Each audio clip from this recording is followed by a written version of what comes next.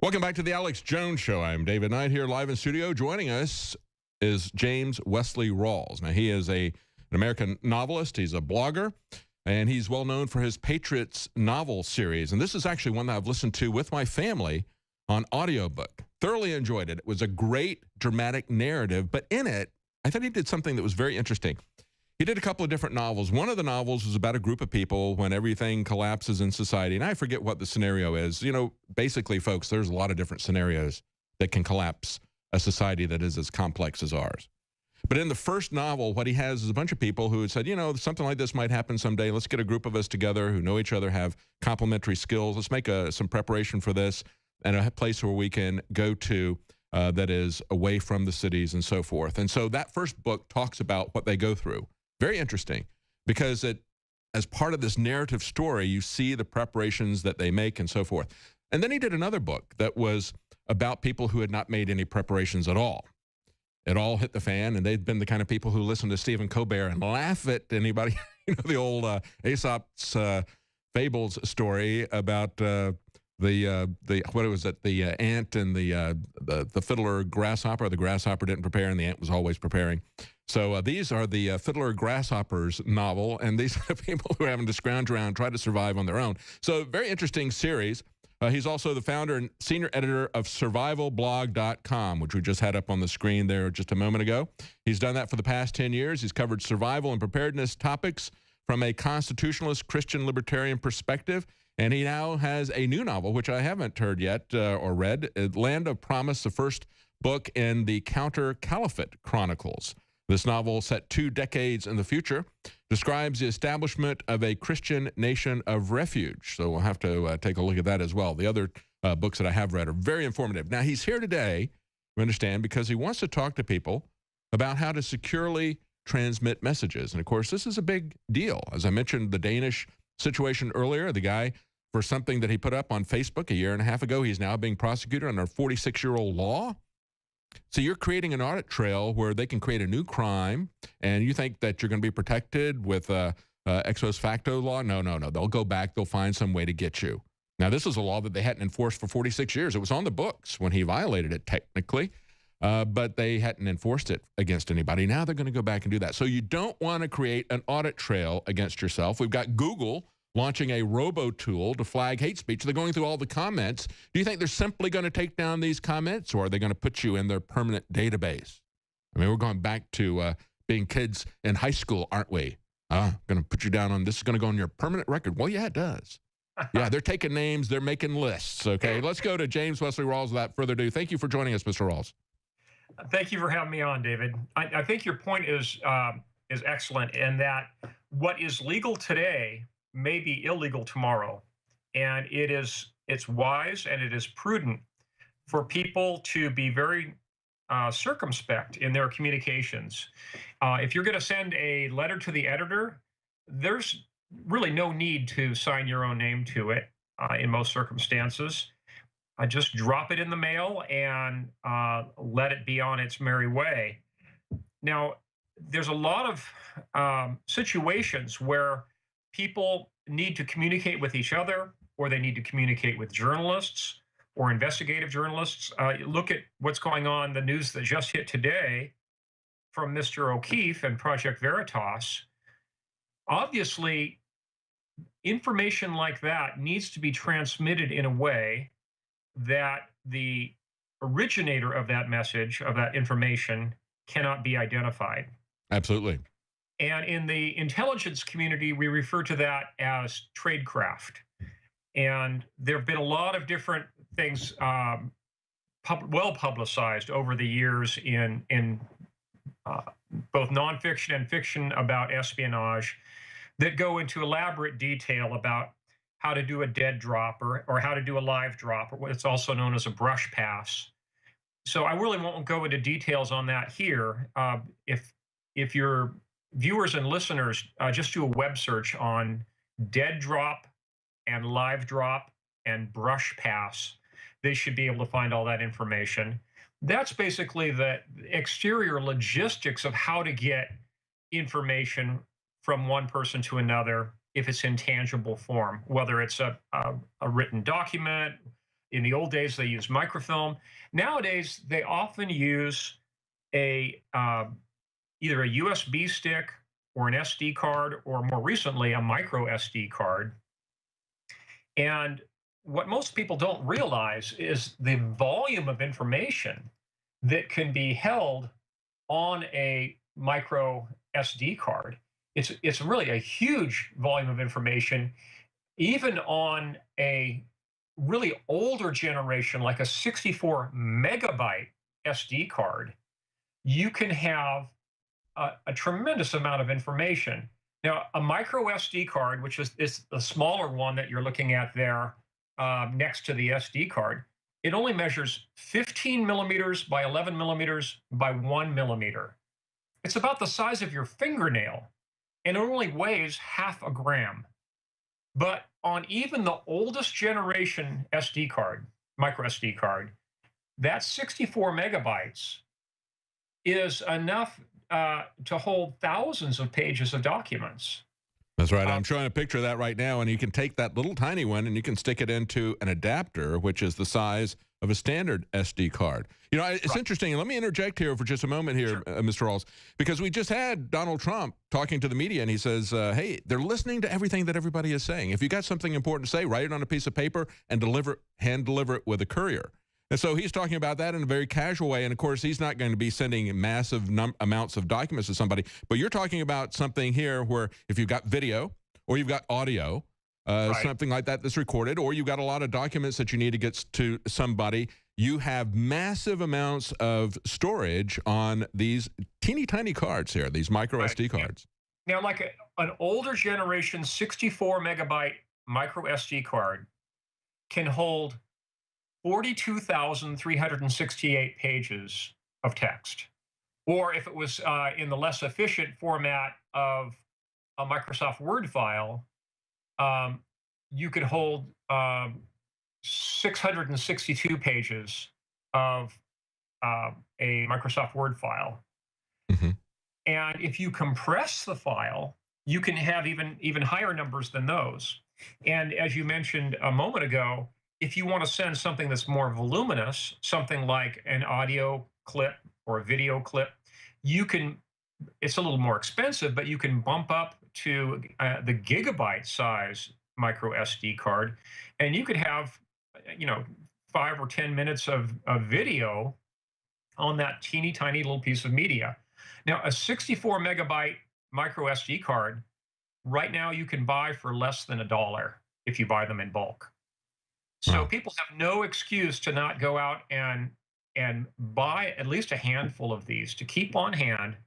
You never know when circumstances are going to change. You never know when you may be forced into an underground situation, or where you might be traveling overseas where you're being monitored by foreign governments. And that's very important, because when you let's before you get to monitoring other people, talk about a situation where you were just talking about some terms and said, hey, you can look those up now. If you're getting into a situation where there is a scenario where the internet has been taken down deliberately, or because we've had some kind of a systematic crash, and people want to have key information like they would find in an encyclopedia, this is the way you would do that. You could store articles. You could store vast amounts of articles from WikiLeaks. You could also store how-to videos for yourself and for other people that be related to medical procedures or how to grow food, that type of thing. Creating your own reference library in a very cheap, very small, very reliable, solid state. It's not going to be something that's like a disk drive that's going to be susceptible to crashing in a short life like that. But you could archive this kind of information that you might need at some point in the future, as well as if you had something that you wanted to archive that was very important from a whistleblower standpoint, where you saw video and it was on your phone, that could be removed from your phone. Put it with this, save it with that, or send it to someone if it's on a micro SD card. Right. And if you look back at history from the 20th century, look at what was going on in occupied Europe during World War II.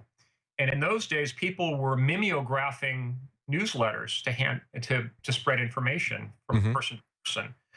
Well, in the modern context, you could just burn copies onto micro SD cards and hand them out to people. And since they're so small, you can literally hide them in your hair. Yeah. They're Yeah. so small that you could very easily distribute these very widely without being noticed. So it has a lot of advantages. Again, I'm not here to sell anything. You can buy these on eBay. You can buy 100 of them for $95 right now, postage paid. Wow. And I recommend that people do that.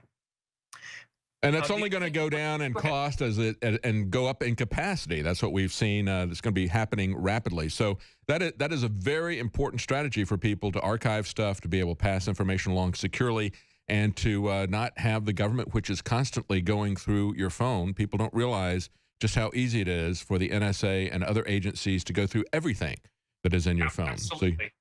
And I guess I should back up a little bit and just emphasize the importance to your listeners that even if you have an encryption program on your laptop and you're using what's called secure email, it really isn't. Because if a government agency really wants to break encryption, That's right. they can use what's called a brute force attack, and they can just throw a supercomputer at your files. That's exactly what William Binney said. We got to take a quick break. We're going to be right back with James Wesley Rawls, but that's exactly what William Binney, former technical head of the NSA, said. And I asked him, I said, what kind of encryption? Well, he says, it doesn't really matter if we want to get something that you've got. Welcome back to the Alex Jones Show. I'm David Knight, and we're talking to James Wesley Rawls. He's been on the Alex Jones Show many times. He's a former U.S. Army intelligence officer. Of course, he's also now an American novelist and a survival blog that he has, survivalblog.com. What a great name if you want to have a survival blog, survivalblog.com. And, of course, he has tips for survival. What he's been giving us in the last segment was tips on how to securely pass information to people as a former U.S. Army intelligence officer.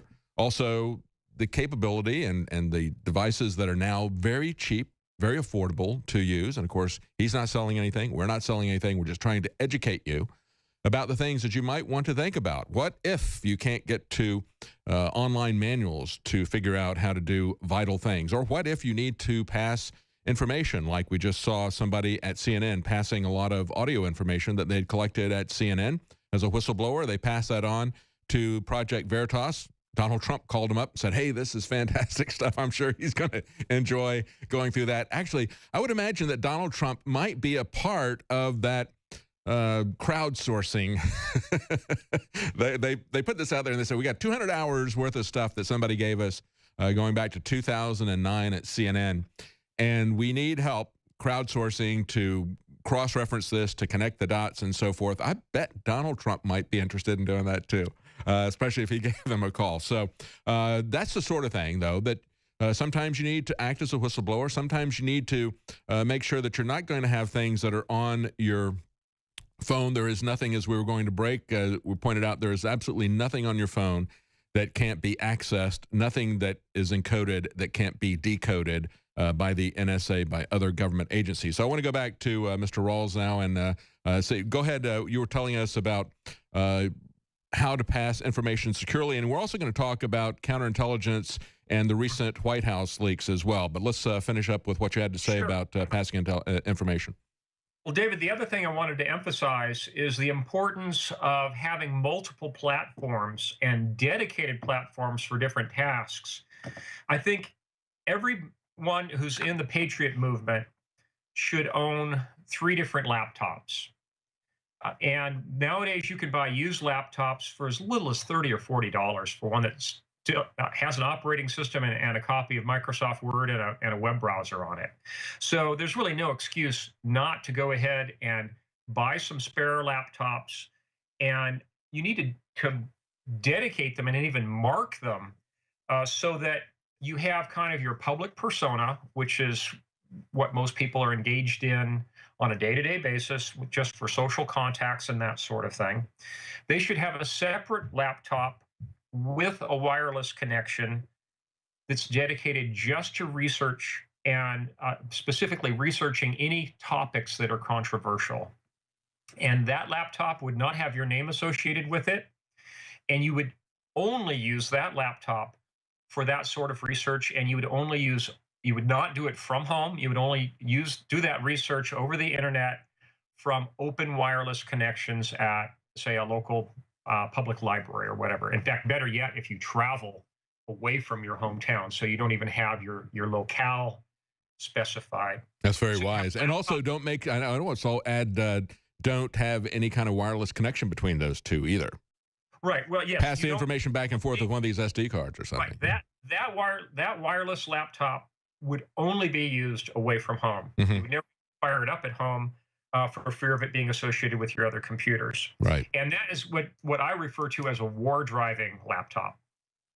And if you're going to research something unusual or something that might be controversial, say you're Chinese and you want to research Falun Gong, for example, or say you're a gun enthusiast and you're looking forward to the Hearing Protection Act being passed, and you're looking forward to the possibility of building your own sound suppressors for your guns. Mm-hmm.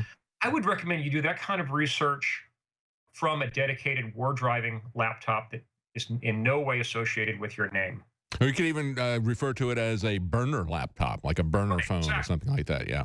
And at $30 or $40 plus shipping, they really can be a burner. It's something that you could use, do your research, copy some files from it, and then discard it if you think that it's been tainted in any way based on the nature of the research that you've been doing with it. And then just simply buy another one. Now, your third laptop should be your completely offline laptop. And what I use for that is I've got a Panasonic Toughbook. It's an older generation laptop. It's running an old operating system. It's using. Hang on, Mr. Rawls. We've got to take a quick break here, and we'll be right back. We got a hard break we can't avoid, and we're going to finish up with that thought, and we're going to talk about counterintelligence and the White House leaks at Donald Trump's White House. We'll be right back with James Wesley Rawls. Welcome back to the Alex Jones Show. I'm David Knight, and yes, AdRoll has changed the lock on our front door, and they told us they're going to boycott our ads. And so we had a 13-hour broadcast yesterday to raise money because we are not going to just move it on over. We're not going to go away. We're here to stay, and we're here to stay with your help. We try to produce the very best products that we can at the very best prices, and it's a win-win situation when we sell these to you. We're capitalists. We're proud of it. And so when we want to fund our operation, we try to do it as independently as we could, try to get away from sponsors that we could have boycotts organized against us, because we don't avoid the controversial issues. We don't avoid taking a stand, and we don't avoid talking about the things that the mainstream media doesn't want you to hear, because the government doesn't want you to hear that. So we have tried to do this independently, but now they're coming after our ads, and it was a major hit for us. One of the largest online advertising platforms, AdRoll, moved this off, and it's going to, last year we had a little bit over 3 million, I believe is what Alex said, in terms of ad revenue from this, and so now that just vaporized overnight. So in response to that, we had a 13-hour broadcast yesterday. We have now put up specials at our non-political store, InfoWarsStore.com, where we used to have ads served that were non-political that showed these supplements that were now taken down. We have now extended some sale prices to you to try to get an influx of cash here. This is Silver Bullet, colloidal silver, 33% off stock price. Super Male Vitality, 25% off. Brain Force, 25% off. Survival Shield X2, that's our nascent iodine, 25% off. Also, Caveman, the new paleo formulation at InfoWars Life, that is 33% off. And again, when you go back, if you understand what the paleo diet is, getting rid of wheat and other carbohydrates like that, going back to some fundamental nutrients, Caveman has things like bone broth, turmeric root, chaga mushrooms, 7 total primal superfoods, and a great tasting formula. It tastes like chocolate milk. It's really good. You can make a great smoothie out of that. It's a super way to get nutrients that are vital for your health, even if you're not on something like the paleo diet. But again, you can find that at 33% off as part of our special. We also have lithographs from Donald Trump and Ronald Reagan. Actually, they're not from them, they're of them. We have the Ronald Reagan lithograph that you've seen, Ronald Reagan in the cowboy hat. There it is, that iconic lithograph. And the artist who did that for the RNC did one of Donald Trump for us, and either one of those are available for $19.95. Also, if you get a 3-month InfoWars Select storable food supply, you get a free Alexa Pure. So there's a lot of specials there that we put up to help you, things that you, I think, may need, things that you can certainly use. and ways to stand with us and to fund our operation in the face of this opposition that we get on a daily basis. Now, we've been talking to James Wesley Rawls. He's a former U.S. Army intelligence officer. He's been giving us some very important information to think about in terms of passing information along, archiving information along, some very, very cheap devices that you may not be aware of that we've shown you here on the desk that we don't sell. He's not selling them. We're just trying to help you. He does have a blog, survivalblog.com, where you can get information like this. And as we were going to break, he was talking to us about how you should isolate yourself from the prying eyes and the people who are going to set up a dossier on you in terms of trying to infer that maybe there's something criminal in your intentions when you look up silencers, for example. I mean, there's a law that's been introduced to allow us to have silencers. I think that's a great idea. We don't need to go deaf just because we want to learn how to shoot a gun. And but if you look that up now, maybe that's going to get the BATF interested in you or somebody else along the line. They're going to know, oh, this is a gun owner. How many guns does he have? Let's take a look, so forth. So that's the world that we live in, folks. It's not paranoid. It's realistic. You need to understand that.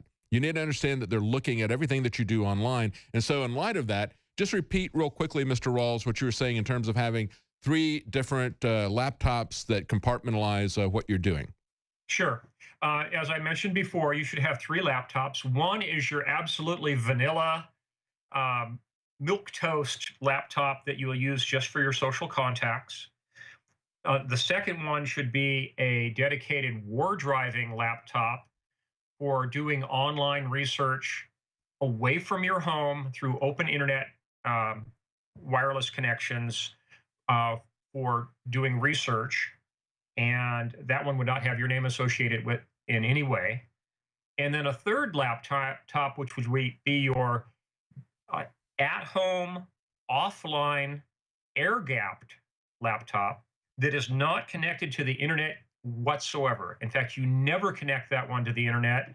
I mentioned using a Panasonic Toughbook. I like those. Not only are they absolutely bomb-proof, you can throw them off the roof of a house and they're fine. You can operate them with the screen open in a driving rainstorm and they're sealed tight, they're fine.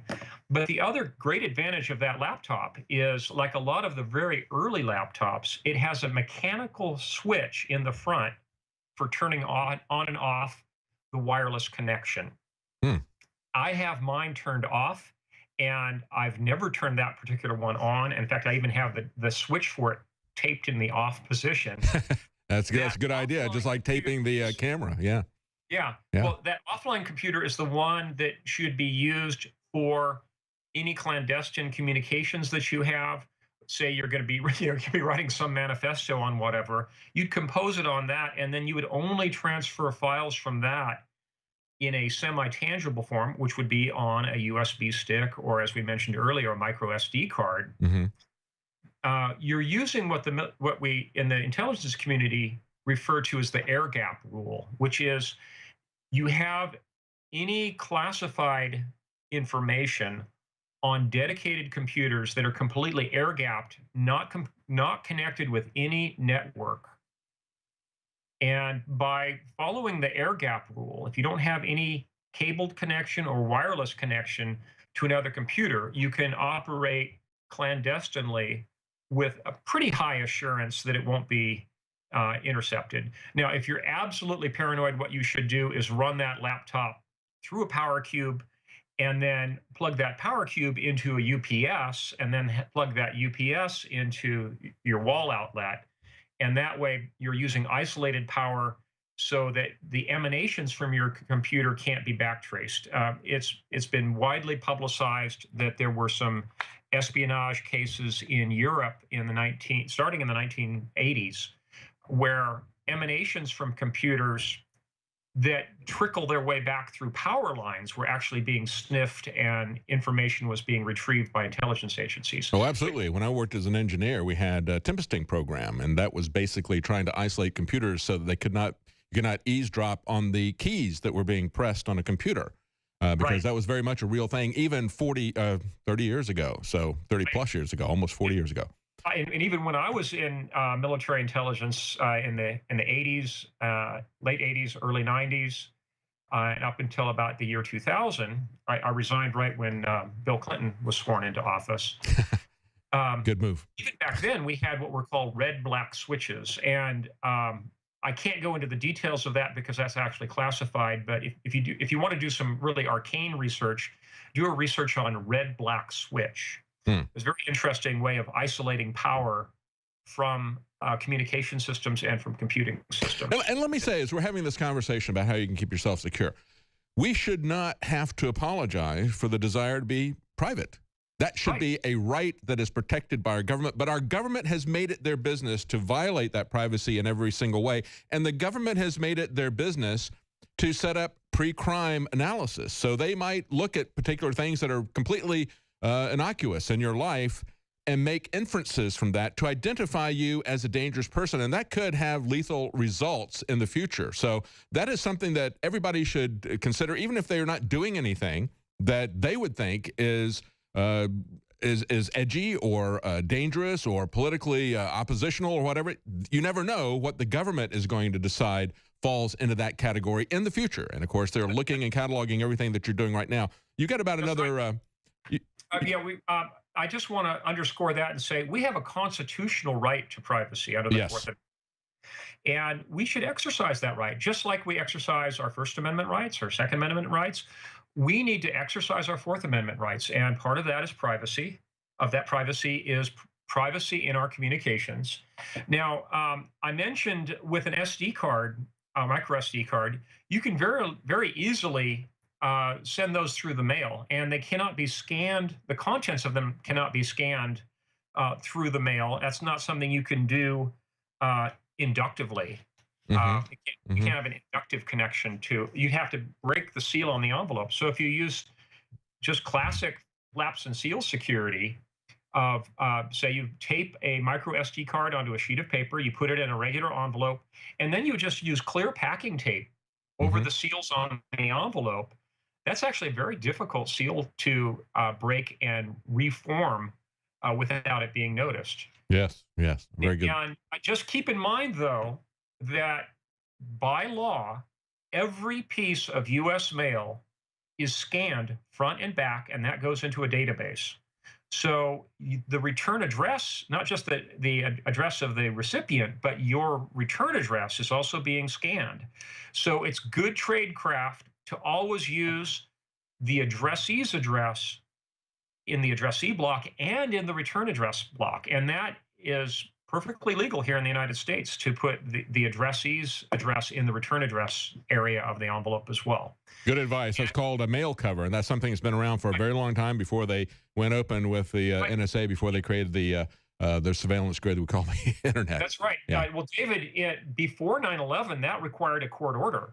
Now it is SOP on every piece of mail in the United States, and the courts have ruled that there is, quote, no reasonable expectation of privacy, unquote, for the exterior of an envelope or, say, a postcard. So pay attention to that as well. And if it's something really, really important and controversial, you probably ought to wait till you're traveling to drop that in the mail, because in addition to the return address, one of the things that's being scanned is the postmark of where that piece of mail is being sent. And for someone like me who lives in a remote area, that really narrows down. That's your address right there. Might be. That's it. Just real quickly, I know that you've got to go, but you wanted to talk about White House leaks. Give us your opinion about what's going on here. Certainly, we've seen a lot of leaks. Donald Trump himself set up a situation where he said he did his own investigation. He's not a naive fool about this. He talked about, if you got anything important, put it on a piece of paper, send it by courier. He even did his own test to see who was leaking, and he said, hey, it's the intelligence people that I had this meeting with. I didn't tell anybody but them. And as soon as the meeting was over, it leaked out that we had a meeting. Right. There's a classic technique, which is in counterintelligence circles, which is you create different versions of a document, you number those, you keep track of who got which copy of the document, and you just alter one little figure, like say the document mentions, 89.5 million metric tons of shipping, right? And it's just some little figure that's included there. Well, you make that figure ever so slightly in each of the versions of the document. You keep track of who on the staff that you think has been compromised got each copy of those documents.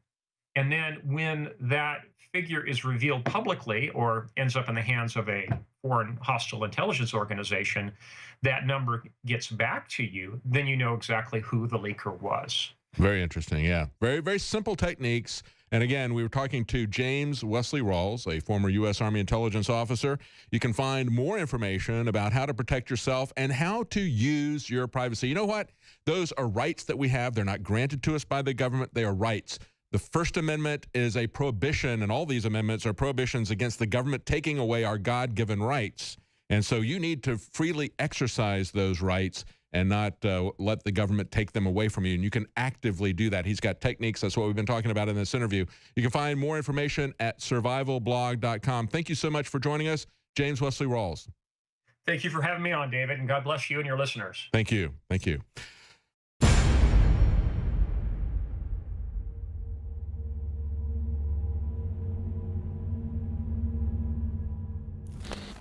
Look, I'm not going to sit here and say, see, I told you so, that communist Chinese-style net censorship was coming to the web, because it's already here. It's being announced. The way you keep the internet open and free is you get involved more than ever. Go to Infowars.com/app. A new battleship in the fight. Infowars Live, available right now. We're looking for a crew to man it. You going to sit down and play games and be a trendy?